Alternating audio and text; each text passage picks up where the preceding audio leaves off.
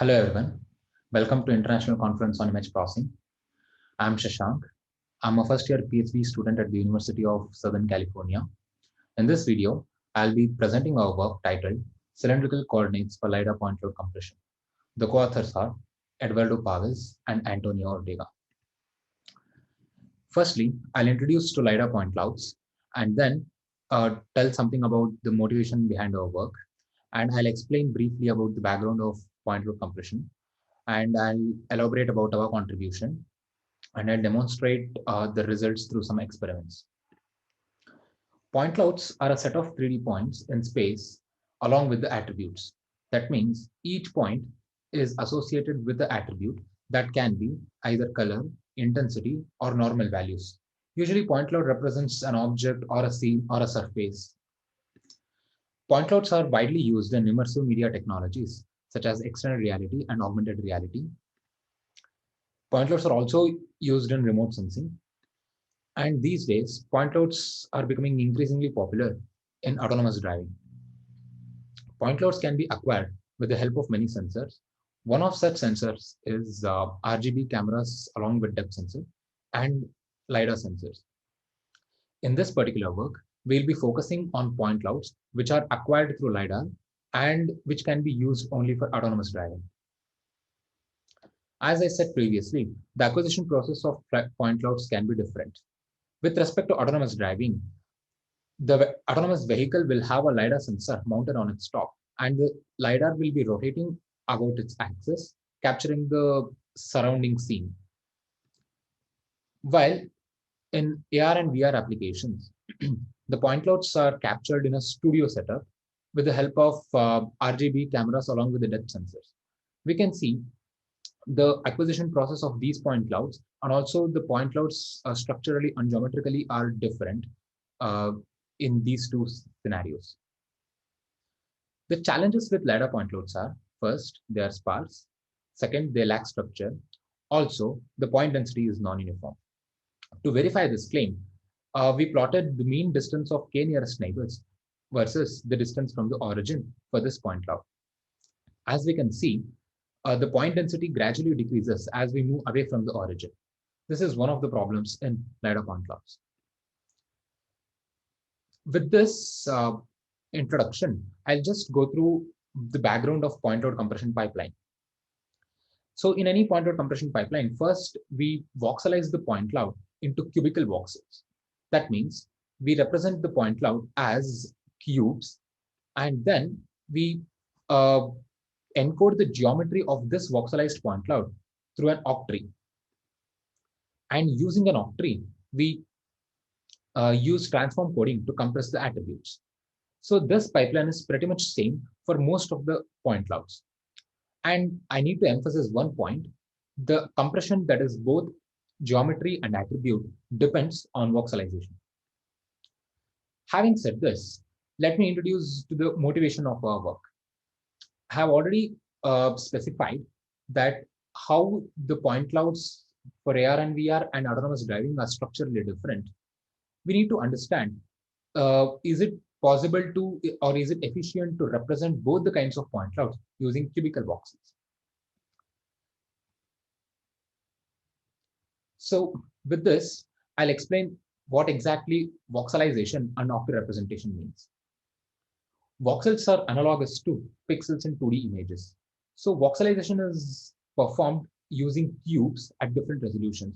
So since we are dealing with the points in 3D, we need cubes to represent certain regions of the point cloud. So the volume of these cubes determines the point cloud resolution. Also, in the process of voxelization, we quantize the points within each voxel to the voxel center, and the attributes of these points are averaged. And because of this, we introduce voxelization error, also called as quantization error. We'll talk about this in the later part of the slides. Once the point clouds are voxelized, we represent the point cloud in the form of an octree. So octree is just a tree representation of point clouds, that is simply a data structure to represent the point cloud. Since each parent node have 8 child nodes, this is called as an octree.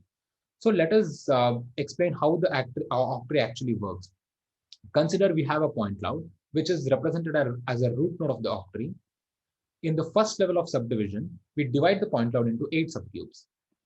In the second subdivision, we again divide, and we keep on dividing the octree until we get the required resolution. So we need to understand that point cloud compression means we need to compress both geometry and attribute. So octree itself is a geometry representation of the point cloud, and we can use the octree directly to encode the geometry information. And what about attributes? We have several methods to compress the attributes of the point clouds. One such popular method is geometry-based point cloud compression. Geometry-based point cloud compressions use the geometry of the point cloud to compress the attributes. So one among such GPCC method is region adaptive hierarchical transform.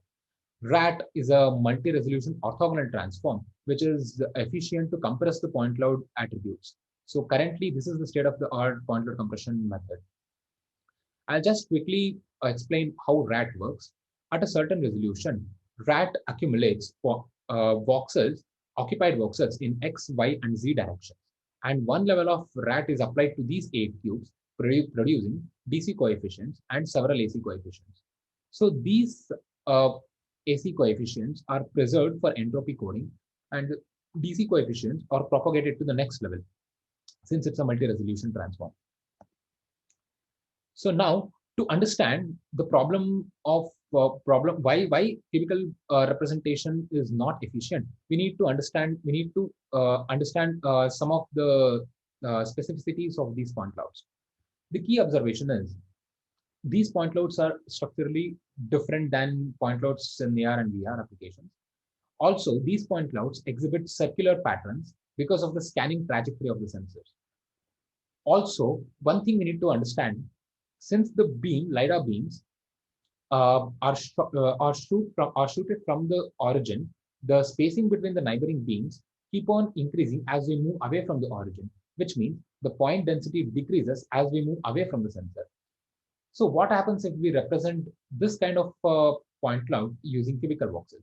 We end up having more number of points in the voxels which are near the origin, and we end up having very less number of points in the peripheral voxels. How this is problematic?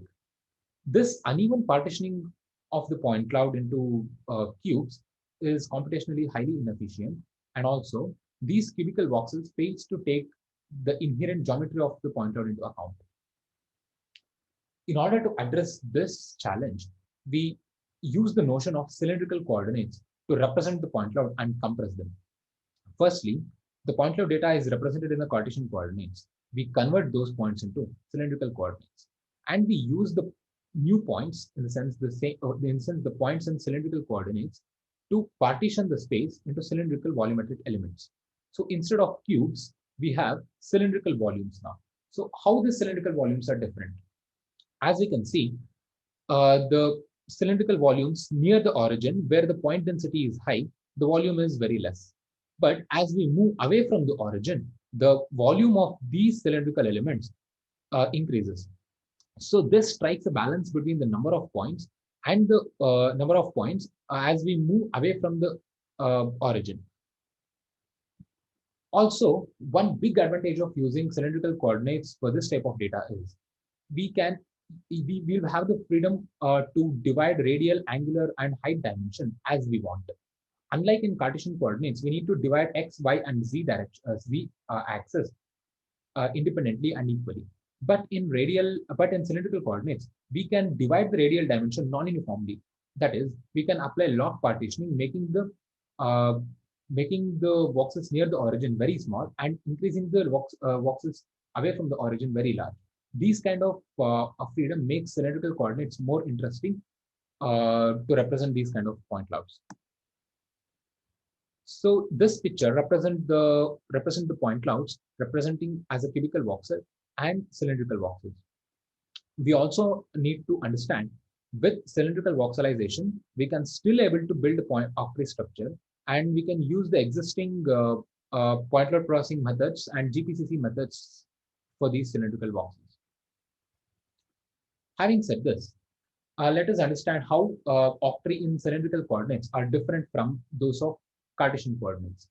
In cylindrical coordinates, just like we do in Cartesian coordinates, we divide the point cloud in r, theta, and h dimension. The only difference is we will have the freedom to divide each dimension separately. In Cartesian coordinates, if we represent the root node of the octree as a cube, in the next level we divide it into 8 subcubes. Similarly, if we represent the geometry as a cylinder, as a root node, in the next level, we represent r, theta, and h. We divide r, theta, and h into two in the next level. So uh, basically, this gives us more freedom. And since we are taking geometry into account during voxelization, the octree constructed in cylindrical coordinates becomes more balanced and also smaller compared to the octree constructed in Cartesian coordinates. What are the implications of it? The octree, the bitrate to represent the geometry will be significantly reduced because geometry compression is directly proportional to octree representation.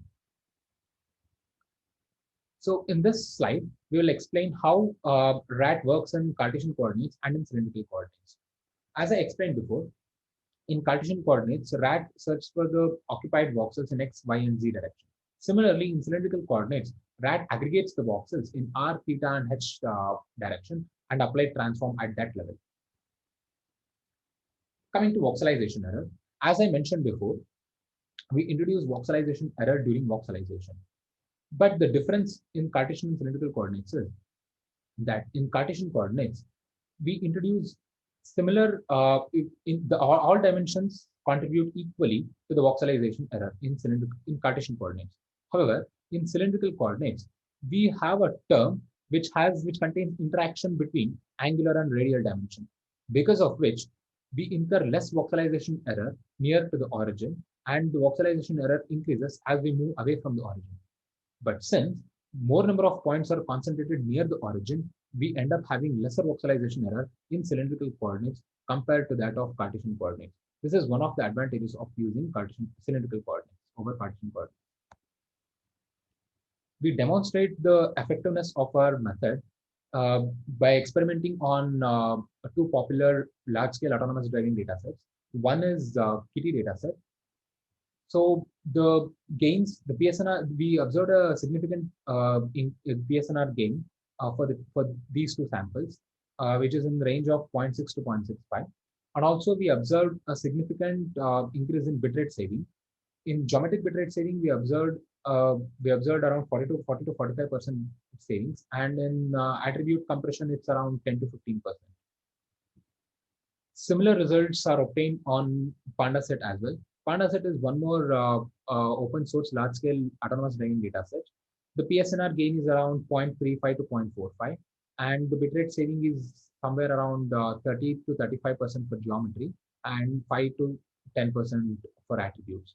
This results is consistent across most of the point clouds. So in conclusion, in this work, we use the notion of cylindrical coordinates to leverage the circular geometry of the LiDAR point cloud for compression. Also, we demonstrated theoretically that cylindrical voxelization incurs lesser error near the origin where more points are concentrated. And through experiments, we demonstrated that cylindrical voxelization reduces the octree size, and also we have observed a significant gains in attribute compression with RAT. These are the references. Thank you for watching the video. I'll be happy to answer any questions.